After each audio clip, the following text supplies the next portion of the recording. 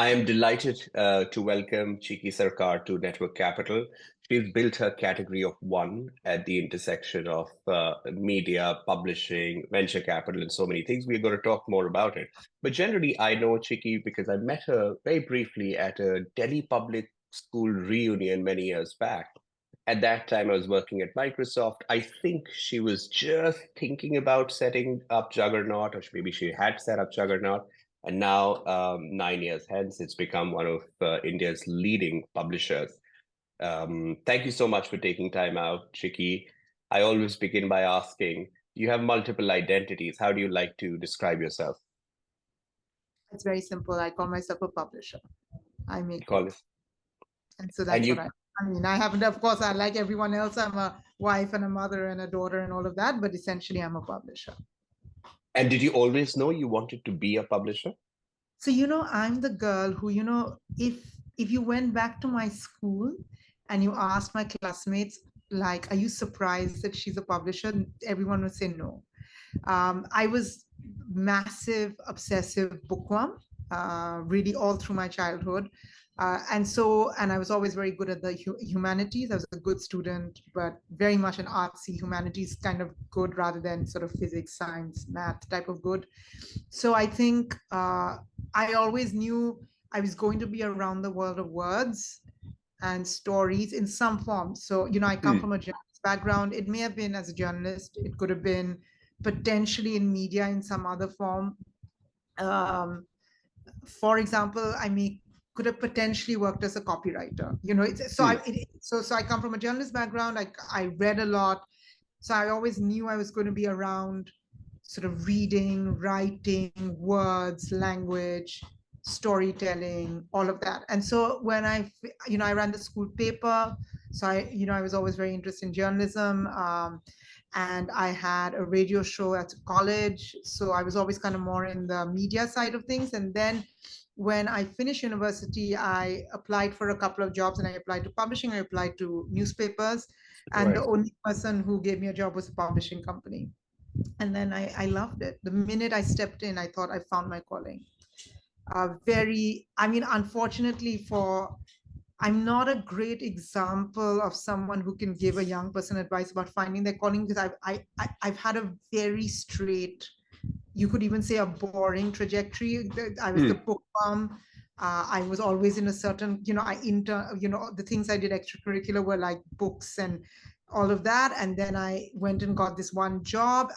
And also one of the things in my life is that I never got a ton of jobs. Like I never got into a ton of good universities. I only got into one really good university. And then when I applied to like lots of fancy jobs, I got turned down from everyone, but I got one good job. So there's always been one person who's accepted me, and then I've got rejections, like always in my life. And so this one publishing company called Bloomsbury offered me a job. I was finishing up college, and I started work 5 days after I finished my finals in college. So I really never had a break. I just never had a gap year. I never took time out from college. I just went from college straight into work. And actually, my college career wasn't especially remarkable in any form. I was, but the minute I got to work, I thought, wow, I found it. I'm not meant to be an academic. I'm not meant to be a scholar. This is my life. I love it. Yeah. And then I stayed within publishing. I've sort of moved on and moved up and done particular things at different stages in my career, but really it's always been publishing. And then you moved back to India. Why?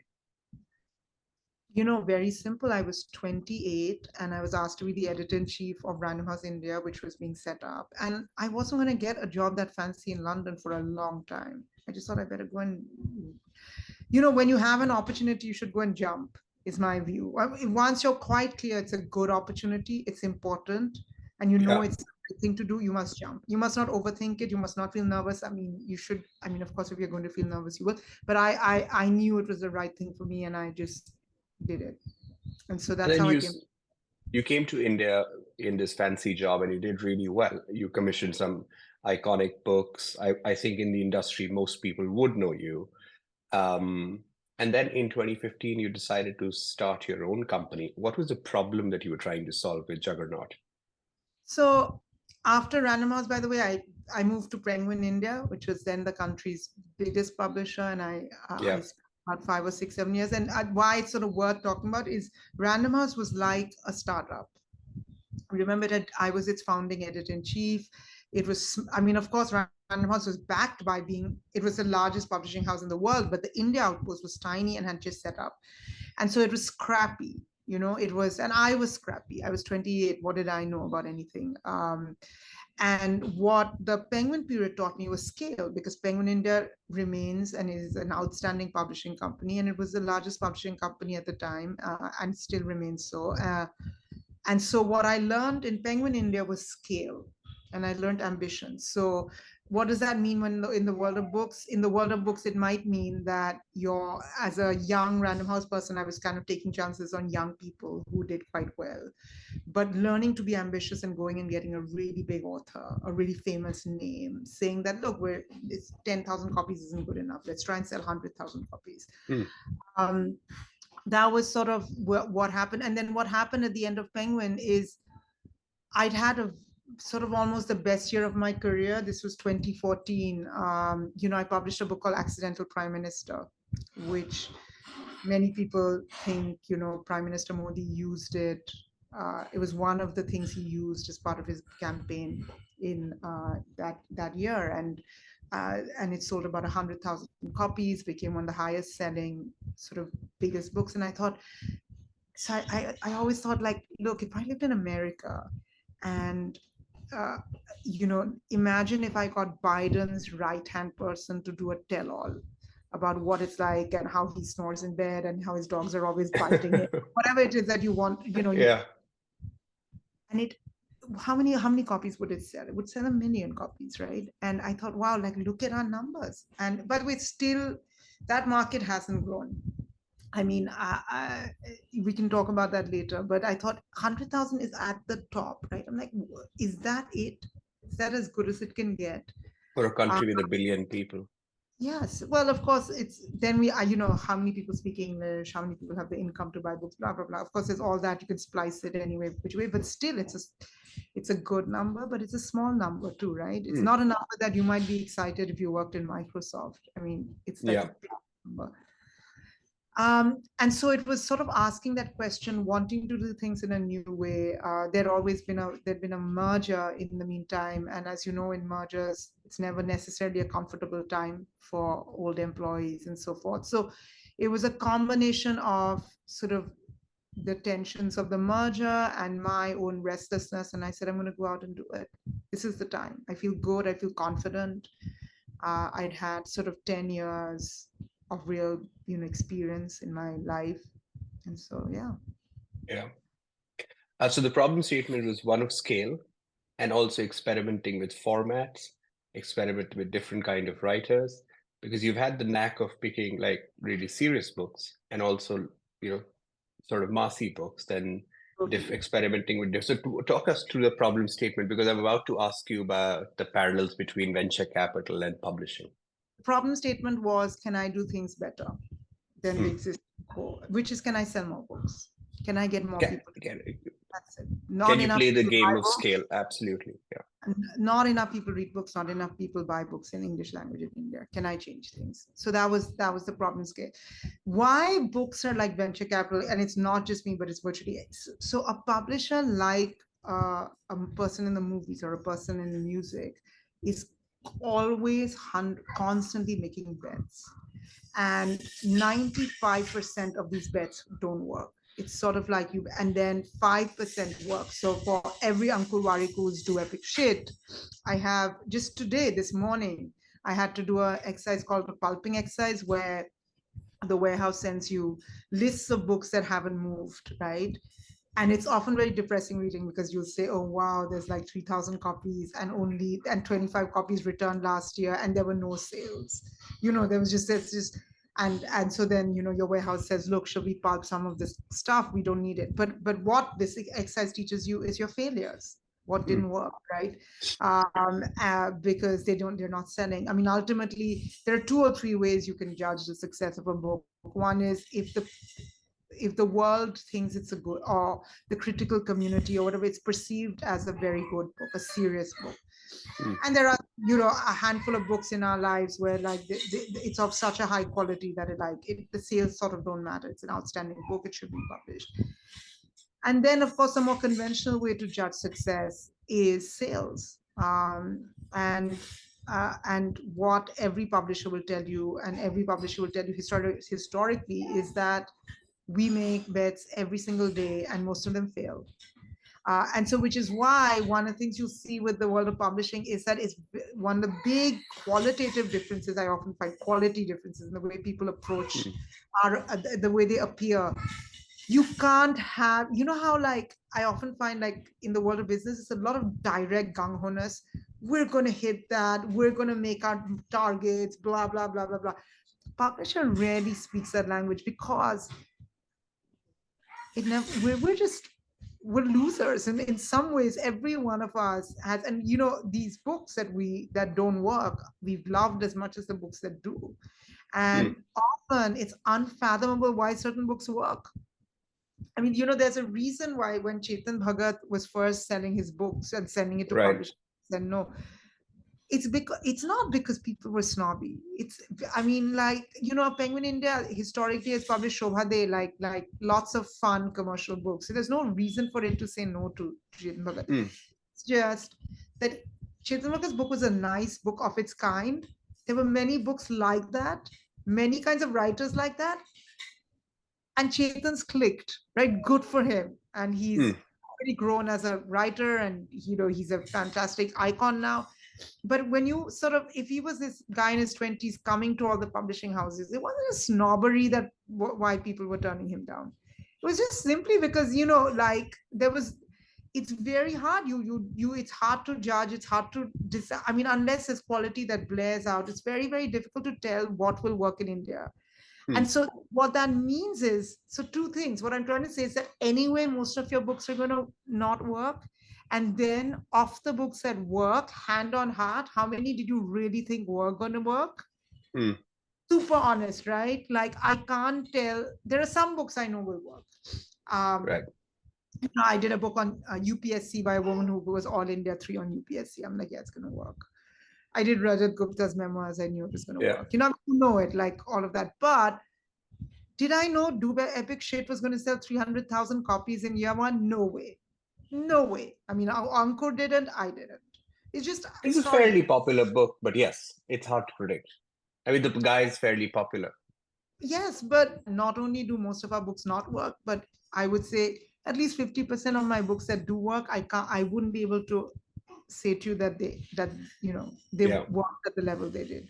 And I think that and that's what I think makes us like VCs, because I think, like, to my understanding, ultimately VCs are about taking bets. Of course, you can play it safe and you can say there's a market and blah, blah, blah. And, the cleaning market is going to grow. And so we should have something in fintech or this or that, cleaning products or whatever it is you want to say. But you don't. And there are tons, which is why tons of those unicorns fail. You thought they were going to work, but they don't. There'll be odd companies that will rise up. And VCs also, I know, just 5% of their companies work and go through an IPO, and then that's where the money comes through. And, until then, it doesn't. They're handing out the checks and everyone's waiting for payday. And publishing, and I think publishing is absolutely built like that. And historically, if you read stories of iconic publishers across the world, there are people who were mavericks, there were people who were gamblers, there were people who were risk takers, because it's what you did. You went up and said, okay, let's take a chance on this and let's take a chance on that, and let's see if I can get the money together and blah, blah, blah. And, it's a kind of, now with consolidation of companies, and we have the very large publishing conglomerates, that kind of culture probably exists less. But at the heart of publishing, and certainly for any independent company like mine, entrepreneurialism, risk-taking, chance-making are at the center of what we do, just like VCs. Yeah. And there are some other similarities as well, like the process of finding the best entrepreneurs or encouraging the best writers to work with you and not go to another VC, or in this case, a publishing house. You've had to do a lot of that at Juggernaut because it's a new publishing house. People knew you, but maybe didn't know the company that you were Absolutely. setting up. How did you Totally. go about building that foundation? And how do mature writers approach you, or how do you approach them? And how do you encourage younger writers to do the same? So I think the first, which is again connected to some of these ideas we're talking, is hustle. You gotta hustle, like hustle the whole time. I'm a real believer in the cocktail, dinner party, the cocktail party to make contacts and get books. So my husband just finds it really annoying because I rarely go into a party just thinking I'm going to relax and enjoy. I always go and say, oh, who am I going to meet today? And then and if I get like if I get either meet one person who could write a book for me, or they give me an idea. Often it's a conversation and they'll say something. I'll go, oh, wow, really? I didn't know this, right? And I'll go, I'll turn this into a book. Or I'll invite X and Y to come and meet me, or whatever it is, right? So, I think constant hustling, going out, meeting people, and you have to convince them. The other thing is, we said, what is it that Juggernaut could do in particular, right? So there were two things that I do really, really well. One is we have an outstandingly high quality, intelligent team. My editors are like of a quality that's like very superior. So like I have to say, like, our editorial meeting once a week is like some of my most favorite times of the week. It's just so, it's just the range of people, the range of their conversations, what they talk about, what their interests are. It's kind of really so one is, I think we always talk, and one of the things we do is we don't wait for the book to come to us, we go and make the book. So we'll say, for example, like, let me give you an idea of a book that I've been obsessed about and I've never found a writer for. So if anyone sees this and thinks they have this book, they can write it.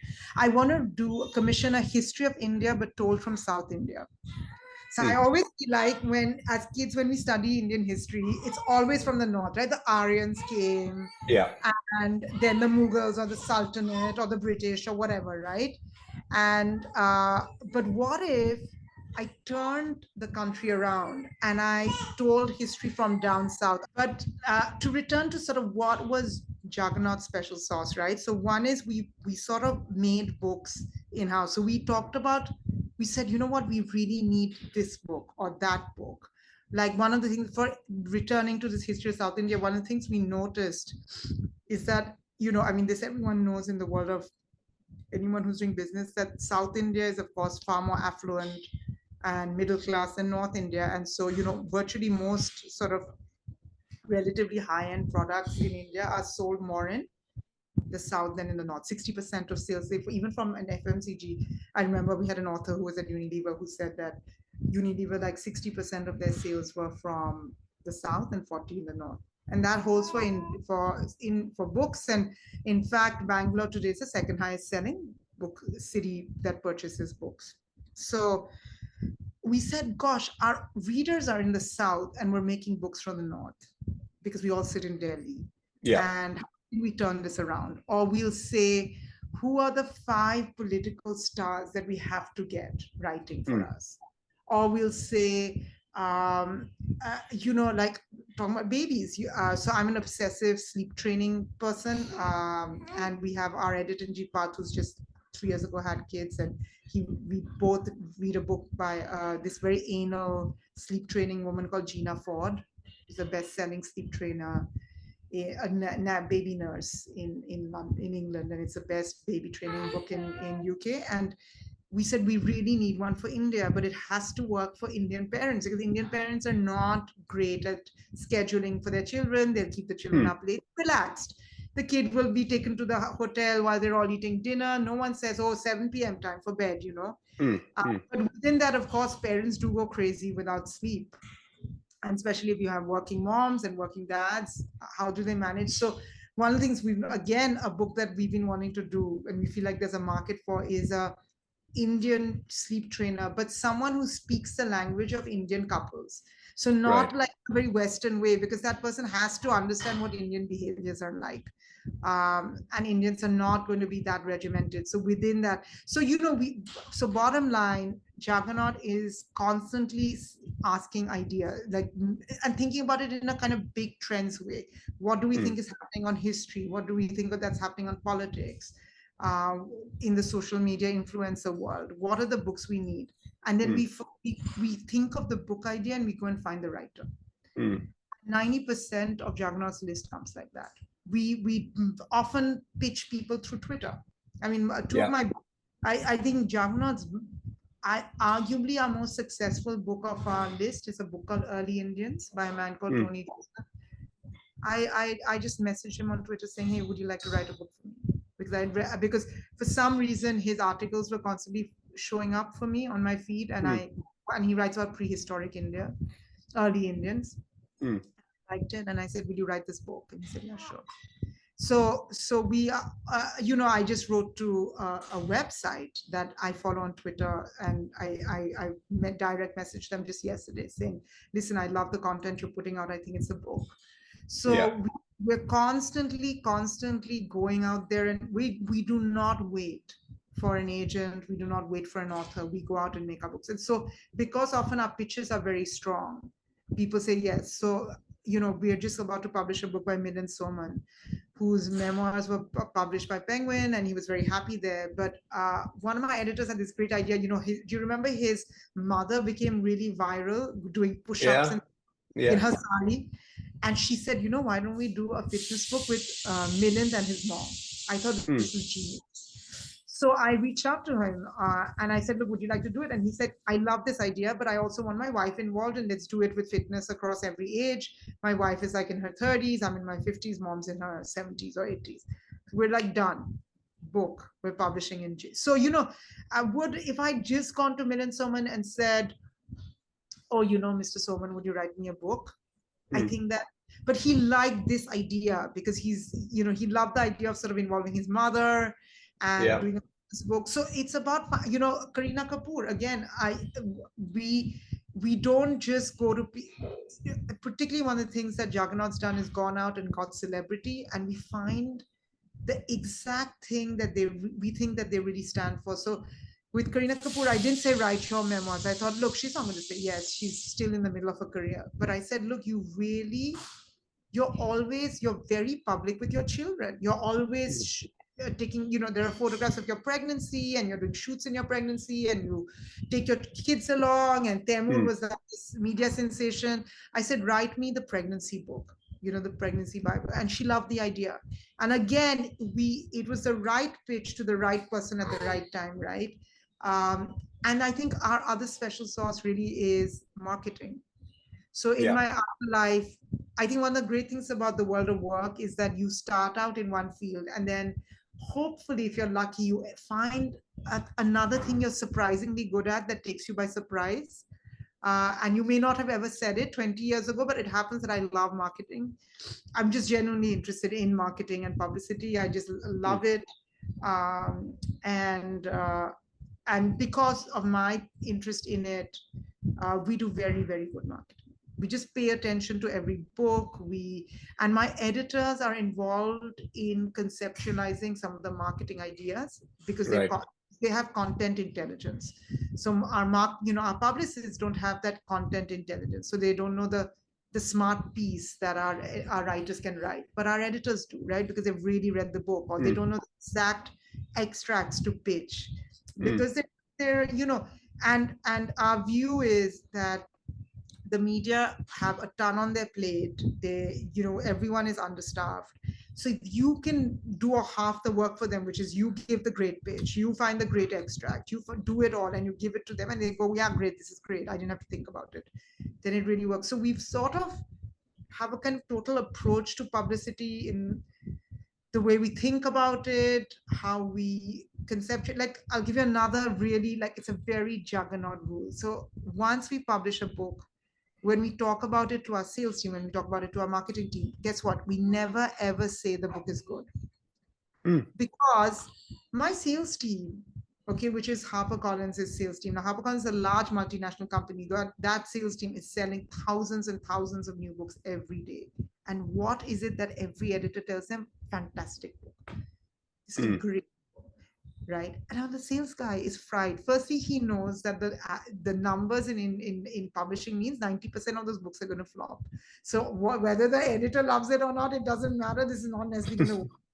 So he knows it. So he's jaded, right? Because he's dealt with failures far more than success. And he's also, that's all he's heard. That's all that the person in the newspaper or the magazine or the TV station hears, right? How do you talk about a book without saying it's good? And that's been like, so it, that's where I've loved these few years, because it's only when I started Juggernaut that I feel like I've I've just become a better professional. Like I can Mm. articulate what makes, like ways of us doing marketing, or the ways of us finding the right books, or the ways of us editing in these very, very clear ways, which I wouldn't have before. Because I mean, once you set up your own business and you have to make money to survive, you're really forced to be sort of the best version of yourself. Um, and that's sort of been the great joy of being setting up on my own. And you've done a phenomenal job. Do you plan to be India only or India first, or do you plan to have other offices in time? It's a big market, so what's your I, approach? I want to grow. I think India itself is just, I have to grow far more in India before I even think of the world. And, the other thing is, I think Netflix sometimes discovers this, is that this idea that you create like content and then it goes everywhere. And of course, The Crown or whatever it is, the few, Mm. the Bridgerton or whatever, This Is Us or whatever Mm. that's, there'll be a couple of things that will do really well globally. But they discovered in India, for example, that Indians require Indian content, right? Which is Mm. for them absolutely, Prime got it more right than Netflix. Yeah. Again, that in one of the conversations we have a lot in house in our company, and looking at these sort of TV companies and looking at what we can derive from them as lessons. And so I think the thing about content is that, at least, I mean, there will be those hits that work everywhere, 50 Shades of Grey, blah, blah, blah. But every country has its own readership, it has its own approach. I mean, you take Gina Ford, this Yeah. British who does the sleep training books that I love so much. Now, an American wouldn't read Gina Ford, but Gina Ford's British. She goes on British TV. Famous British celebrities use her and abuse her, and so she's a name in Britain. Um, and and so there's a kind of cultural thing in it. So I think that some things can move different countries, Mm. but really, and so when you look at sort of global multinational companies, each of their regional divisions are very almost in a silo. So they will talk and they'll collaborate, and the big books they'll buy all together. Yeah. Absolutely. But that's just sort of absolutely at the top of their list, right? And then the large amount of their list are books for that world, for their market. This, Germans read very different books from. I mean, I remember when I worked in London. I worked for the company that published Harry Potter, Yeah. and I learned a very cool fact, which was, so Harry Potter, because there was such a craze about it. So what would happen is the English edition would come out, and then it took a while for people to translate the text, and then all the Germans and Europeans were going crazy, right? They were waiting for this book to be translated. In the meantime, Bloomsbury would send out their English edition to these markets for whoever wants to read it. And the market that was really big on English books is the Dutch market. They're very big English speakers. Mm. So it was kind of, it's so particular, right? I mean, these kind of that every region has its own history, and that's its own way of reading, or whatever it is, or what they like, or languages they read. That that's so to return to it, if Juggernaut ever went global, it would literally mean different Juggernauts. Yeah. Their ownership, but there won't be a ton of connection on that. Another parallel with venture capital, when they set up their different offices, they tend to at least now give them a very localized flavor. Like Sequoia India is now called something else. It works very differently. So does Sequoia China. would be true for many others as well. I'm just surprised to learn so many parallels in the differences and similarities in both industries. So thank you for spelling it out. Yeah. So Chiki, tell me about your product evolution. I've been following Juggernaut for several years now. My first book was by Sage. I think they reached out to me, similar to you. And second one, when Sage shut down, Penguin published my other one. I've had wonderful experiences with both publishers, but I always thought as an industry, publishing makes it really hard for any new writer to find them and pitch them. And I thought Juggernaut wanted to change that, but you've built all of that. How have you thought about the product? I have to say that that part is more a dream than a reality, if I'm really honest. Um, Largely because of this. So, okay, one is that publishing publishing become more democratic and more open? By the way, publishing is. As in, look at the range of writers who write for publishing. There will be an Ankur Warikoo on one and there'll be an Abhijit Banerjee, a Nobel Prize winner on the other side. There'll be there'll be a business writer on one side. There'll be a health person on the other side. There'll be very, very different types of writing. They're very different writers who come from very different worlds. So what do they all and are they all like super networked with publishers? No, I mean they're really not, right? I mean, I work with Rujuta Diwekar, the dietitian. She didn't know about anything about publishing when I approached her. So, but here's what happens, right? Most of Indian publishing and most of global publishing is non-fiction based, right? And the non-fiction that we think of are really of many different kinds, right? So they are not just sort of self-help or history or things like that, but they're also just like domain specializations. It could be finance investment. It could be cookery. It could be PCOS disorder.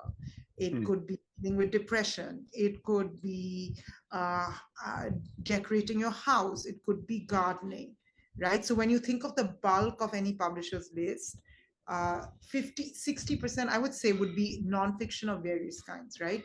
Now, imagine you're an unknown writer, right? You're a person who wants to write a book and you feel like I'll never be able to break it into publishing.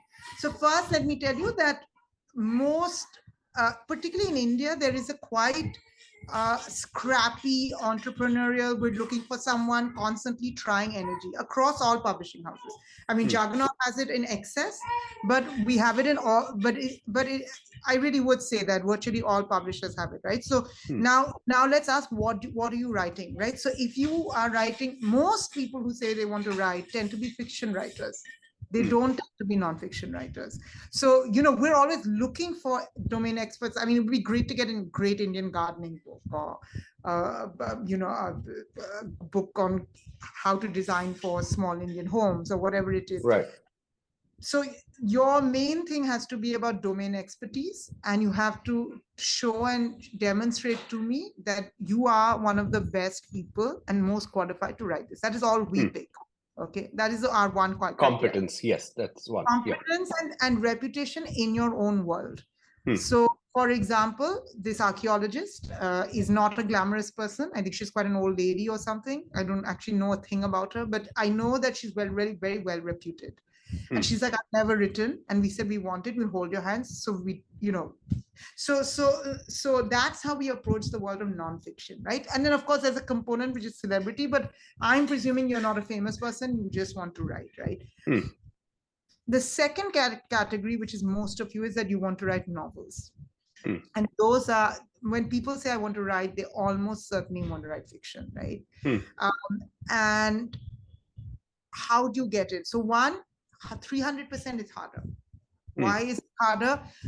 Most Indian publishers are trying to shorten the fiction, and Juggernaut, by the way, is primarily a non-fiction house because Indians buy non-fiction rather than fiction. And so this is what we focused on building. But most other companies are also like, they're really shortening their fiction list for the same reason as we have, right? So now, so automatically that gateway is small. And what an editor, and this gateway, by the way, isn't that the person has to know someone or anything like that, because actually all companies have submissions emails to send. But And they're actually read. They are read. They are read. But here's what happens, right? I'm going to be super honest. 90% of the, I mean, I spent a large part of my career reading those submissions, both as an early young editor in England, which is one of the first jobs you were given. You read the slush file. I actually wrote to some of these people, had correspondence with them. And then when I set up Juggernaut, and in my early days of Randomers, I've had periods where I've really read all the submissions that came to me. And any other publisher will tell you that 95% of them are not great. They're just not. They don't cut it, right? I mean, they're written with the best of intentions, and someone's written it in, they put their heart and soul in it, but they're not that great. So what that means is that okay, so that's one piece. Park that, right? Because if you're an unknown writer, that's not what you put your heart and soul in it. You think this book is good, and you're feeling frustrated that this book is not being taken on, right? But the couple of points I want to make is the reason your book is not being taken on the whole. Of course, you can find me a million examples on the other side, but I'm going to on the whole, right? One is, no one will ever say this because of course they can't, it's not politically correct to say it, they didn't like it. But you don't want to say that to the person. It's like if someone sends me a book, I can't say I didn't like it. I just really can't. I think it's really rude. And it's somebody's put their heart in. So what do publishers do? Since they don't have the time to write that one, remember the kind of submissions people are getting, they don't have the time to write very detailed letter to every single person who comes, right? Of course, so they didn't like the book and they don't have that time. So what they do is they write a very polite, generic, thank you so much, this is sadly not for us. Now, why do we do that? Just to evade trouble. Because we know that we can't, we know that we don't have the bandwidth to give you all that attention, right? And at the same time, we don't want to be rude and offend you. And what's the point of offending you without giving you really constructive feedback, right? And we know we can't always give it because of just the traffic and volume that we get. And so we say no. So hard as it is to accept, if someone has said no to you, no matter what excuses they're saying, they'll have write a version of the kind of letter I have. It means somewhere they didn't like it.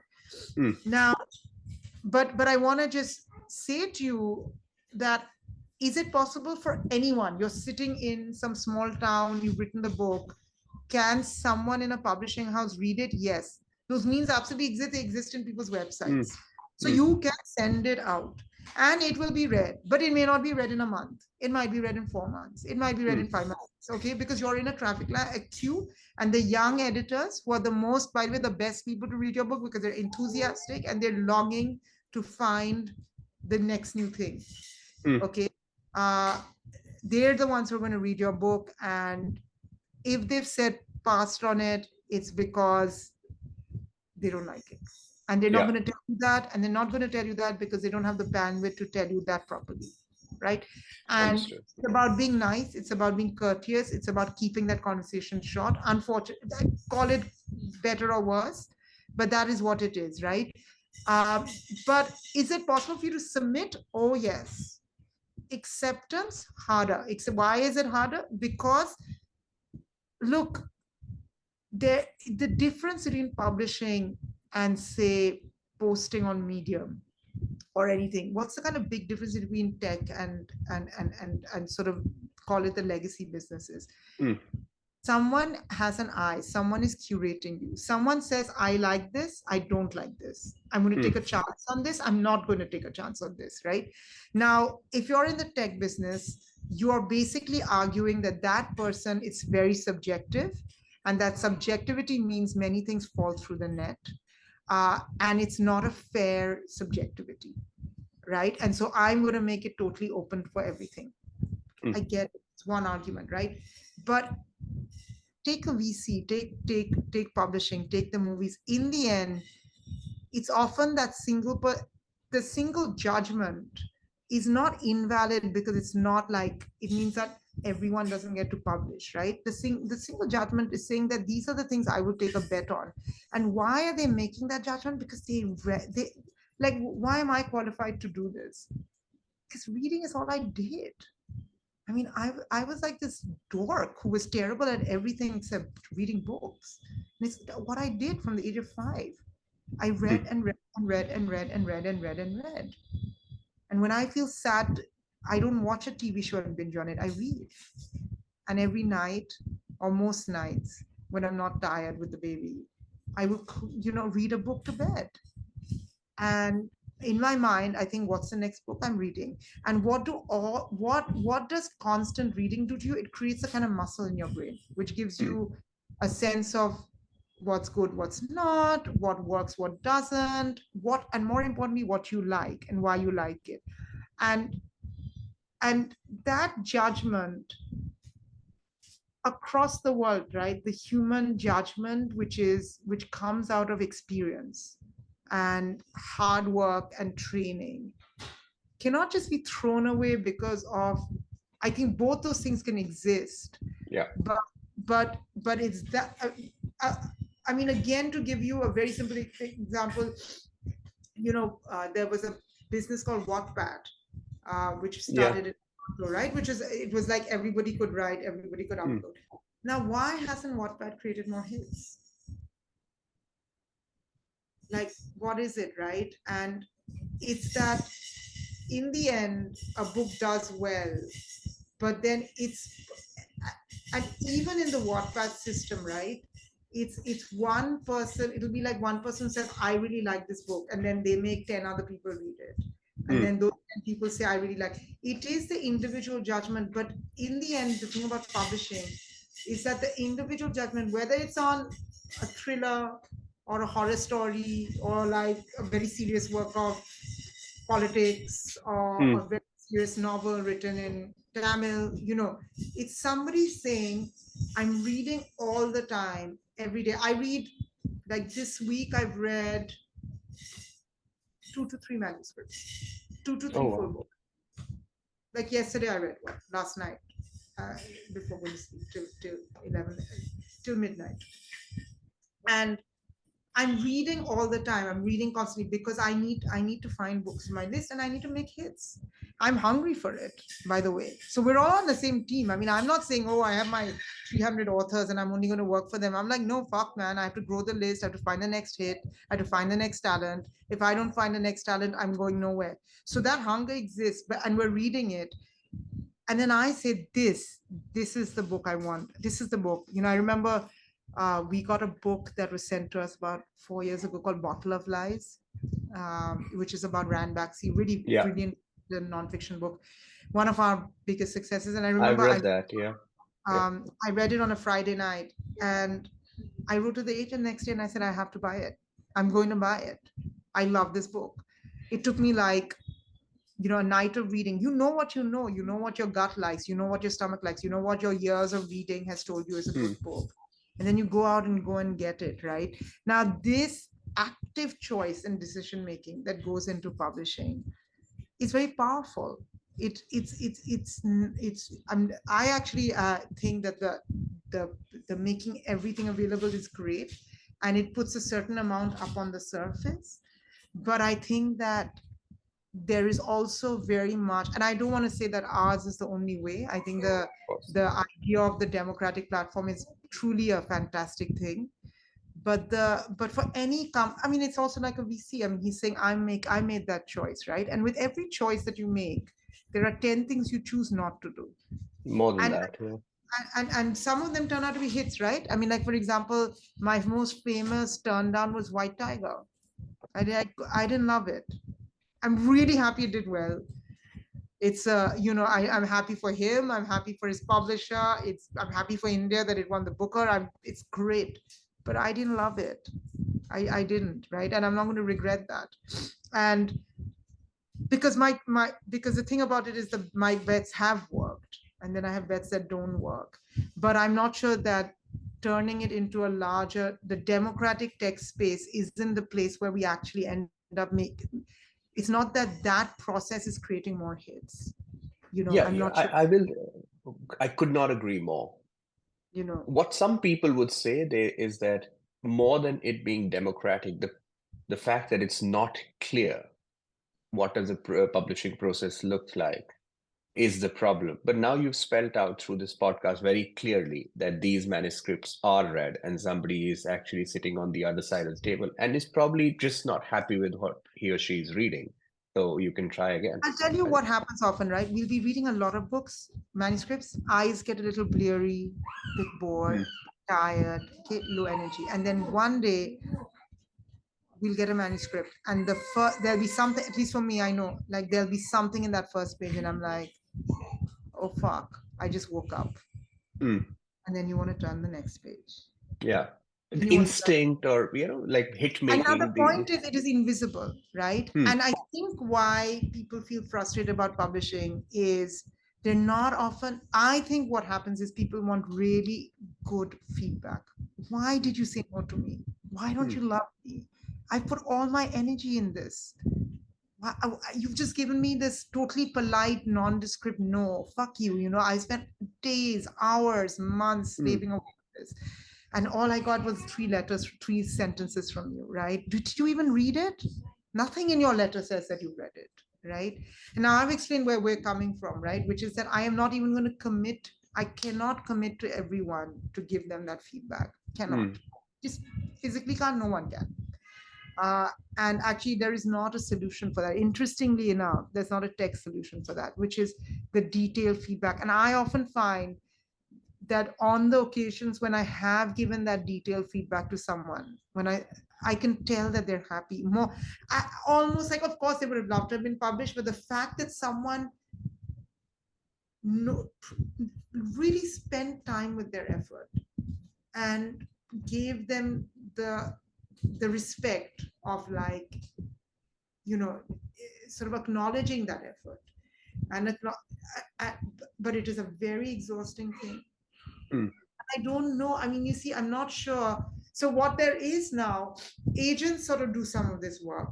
But again, agents will run through the same problem. So what you'll find in publishers and agents is there'll be levels of no's. There'll be a bunch of no's that are totally like bland and non-committal. Then there'll be a couple of no's which will come with a lot of feedback. Hmm. We almost loved you, but we didn't quite. But I feel like I can write you this, right? Hmm. Recently, I read a thriller where I thought the premise was really good. It was about a woman intelligence officer, and she was posted in Bangladesh, and she's kind of very naive and idealistic, and she gets scapegoated by a very big, and basically they say that, like, she's been conspiring with militants in Bangladesh, and she gets Hmm. expelled or whatever it is. And so it's kind of an interesting. It was India, Bangladesh. It was this woman protagonist, all that. But there were just it didn't work for many reasons. One, the biggest reason it didn't work is that the premise was better than the working out of the book. So Hmm. it's a thriller where it's not gripping enough. Right. The second half of the book, where the actual action is meant to unravel, there isn't enough of it. There's a ton of problems with it. And I did write a slightly more detailed letter, like, then, oh, this is not for me, because I'd Hmm. actually taken the trouble to read it, and the premise intrigued me enough to read it, fully. Hmm. Um, and they said, can you do some, can you make this a better book? Can we work on it? And I said, I actually can't, because Juggernaut's very small, and I focus on nonfiction, and this is not something. And then I said I will find a freelance editor for them. So I think that there are now sort of freelance editors and people who look at, and you know what, maybe that is the space. I mean, I you know what I'm even thinking as I talk to you, that there is a space there as a, just for that person who's saying, I want to be read, I want to be heard, I want to be Hmm. acknowledged. Okay, so getting a publisher, I need someone to hold my hand. I have all the right intentions to work hard, whatever, but I need someone to help me get there, right? Who knows, one day Juggernaut will have a writing incubator. You can also actually charge for feedback if you're You know, declining I books. think that's a great idea. I mean, actually, I think about it is that we just say, submit your novel here, pay X amount, and what we'll do is Get we'll, detailed feedback, editing as a service, yeah. ES. Lots of ways. Any happy to brainstorm Oh, anytime. that's a Yeah. great idea as I talk to you, and I think I'm going to act on it. Yeah, I have a plan ready. We can just like brainstorm at some point if you'd like. But this is a space where I can't tell you how many people on Network Capital, when they saw my book or they'll see my colleague Varya's book, hey, how to get published? Can you send it to a publisher? And we always like, we do whenever we can, but there's a huge market opportunity. I think you can seize it. That is actually, so when you say, is publishing democratic, I would say yes. And it's democratic across the board. It's even democratic socially, Yeah. but publishing isn't, if you are, one of the interesting things about the world of publishing is it's not very well paid, right? Yeah. So you have to sort of not be that, so it doesn't get that IIT top ranker type kid, right? It gets a very wide ranging person who's made the decision to be in it for one, they love books. Right. And then they so often come from all over, Hmm. your sales teams come from particular places, your marketing people come from particular places, but it's not like, it's a very middle class professional world. It's not where the best of the, it's not an industry that I would call, especially like a very It's snobby. not a talent magnet yet. It isn't, and it's not a snobby industry.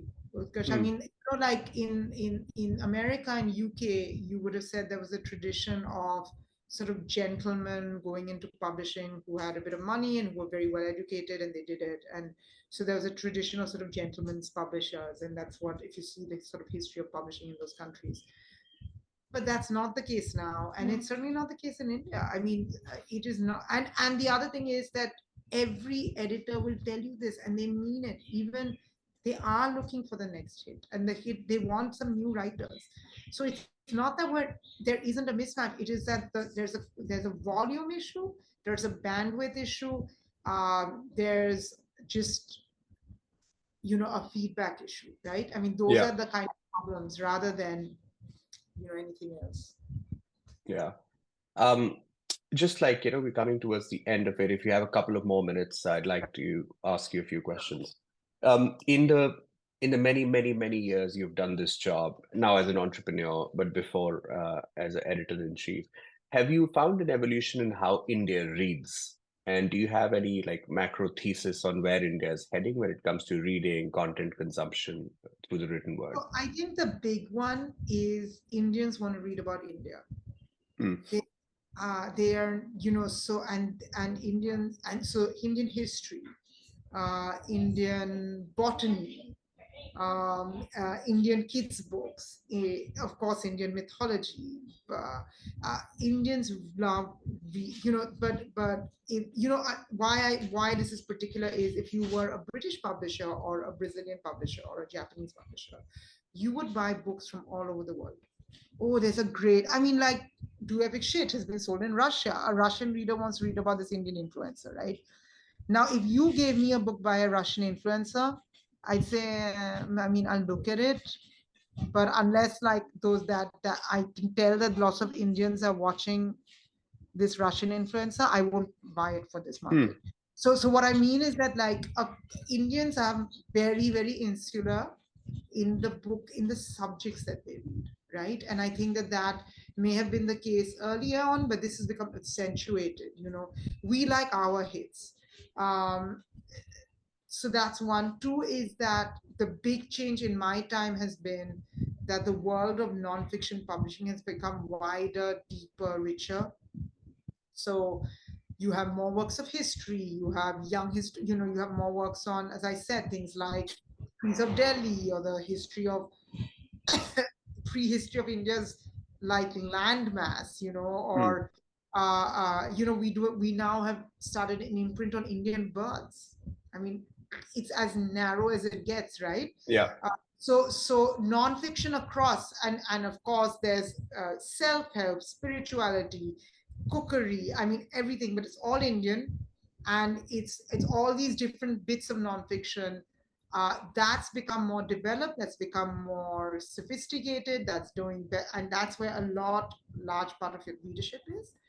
uh, uh, the other thing that has stayed the same is, I think that Indians, the books that they love are still, and the authors who become iconic write very simply. So when you think of the iconic Indian authors, like Khushwant Singh, Sudha Murthy, Ruskin Bond, why are they loved? They write very simply, and they write stories that are very desi, really rooted. They're not like about some kid who grows up in Calcutta and then goes off to England to study and then comes back. No, it's like even Chetan Bhagat, very simple writing. Really, really. There's a reason why, young engineers from B towns were reading Chetan Bhagat, because they could read him. We forget we have so much. I mean, our school revolution has hardly. I know virtually every Indian child goes to school, but they're not. If you read this ASER report, which is this annual survey, Yeah. which is done by Pratham, our levels of reading, our levels of maths across schools in India are really low. We're 3-4 grades below. Every grade is 3-4 grades below than what they should be. So I think that, like that, I felt more strongly every year that the books that work best in India are often simply written. And I think the big trend in my time is the richness, depth, growth, diversification of various kinds of nonfiction books. Yeah. Is there anything, Chiki, that I should have asked you that I didn't, or any parting words? I think this is the starting of a long-term collab. We'll keep brainstorming and hosting other Juggernaut writers. Lovely. No, I don't. This was a great conversation. I enjoyed every bit of it. I really hate having these conversations where you made me think about so many things I hadn't thought about, including giving me a great idea. So, whereas I tell you, it's like those dinner parties. If I come out of a conversation and I found one great idea, I think, yeah, it's been a very successful conversation. So thank you very much. Very grateful for your time. I'll be in touch. Thank you.